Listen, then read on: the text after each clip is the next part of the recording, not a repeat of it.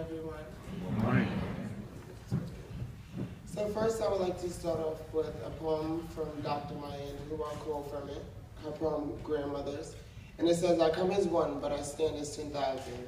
And I think that's what we're doing today, right? We all make individual narratives and goals that we set aside in terms of tackling this issue.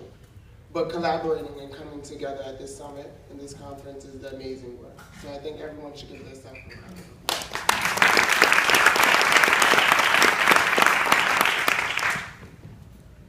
Hi, my name is Daniela Carter. I'm a 20-year-old woman of transgender experience currently residing in New York City. And first I would like to thank you to True Colors, Sydney Lauper, Jama, Twiggy, and everyone for giving me this opportunity to share my experience, strength, and hope. My goal today is to build visibility and hope that there will be new affirmative policies for all LGBTQ youth particularly who's often marginalized in their communities and society at large. So my journey begins when I was 18 months old after being placed in New York City's foster care system. After being placed in New York City's foster care system, I was faced with unspeakable sexual, physical, emotional, and mental abuse from the very individuals instructed to keep me safe. I'm sorry. Just give me a minute. Can you just hold this? All right. I transitioned from a broken home to a boarding school upstate where I continued to encounter discrimination and violence related to my gender expression and self-identification.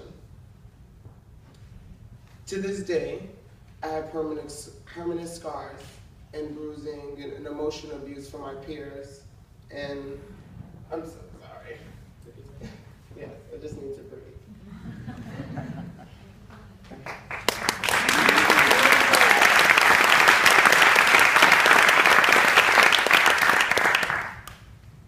So after being placed upstate, I transitioned from my broken home to a boarding school where I continued to encounter discrimination and violence related to coming out as trans at a very young age. I came out of being trans, I would say, at 14 years old. So to this day, I was able to, in a sense, I would say, rekindle with my family and people such as Twiggy, my mentor, Laverne and Janet, and many other people in the community that supports me. I remember when I was 14, I expressed, you know what, I don't want to do this, I'm gonna go.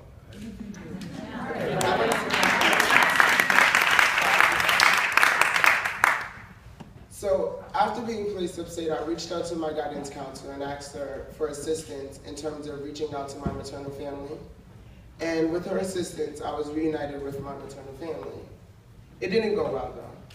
When meeting with my maternal mother, to this day I still have physical and emotional scars that she left because of the lack of understanding that she had of me. Because the understanding she had would be the son that she left when she lost me at 18 months old. So when reuniting with me, she was looking for that long lost son who she had mourned many years for. But that's not who I was. And I wasn't gonna allow anyone to tell me that who they felt I should be is who I am. Yes. So I stood up and I used my voice, and I allowed my voice to not only be a tool, but become my access.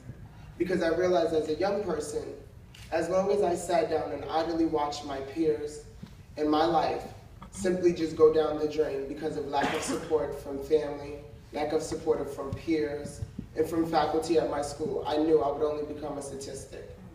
A statistic that would grow up and feel that I was unworthy, that my life was disposable, and that all I was to society was nothing but a story of neglect, abuse, and shame. And I refuse to be a story of neglect, abuse, and shame.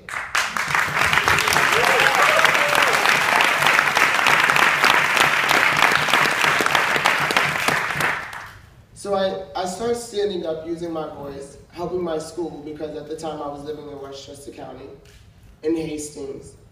And they didn't have a clear understanding what trans was. Because all they knew is that I was supposed to be the student who came from this emotionally broken home, you know, just another minority trying to make it with no understanding.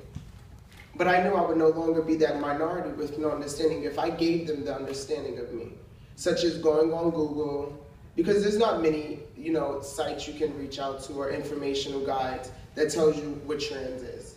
This is a conversation that's very complex, that many people haven't created the space for, created, in a sense, the access, the tools to build this conversation of what normality can look like and is for trans youth. So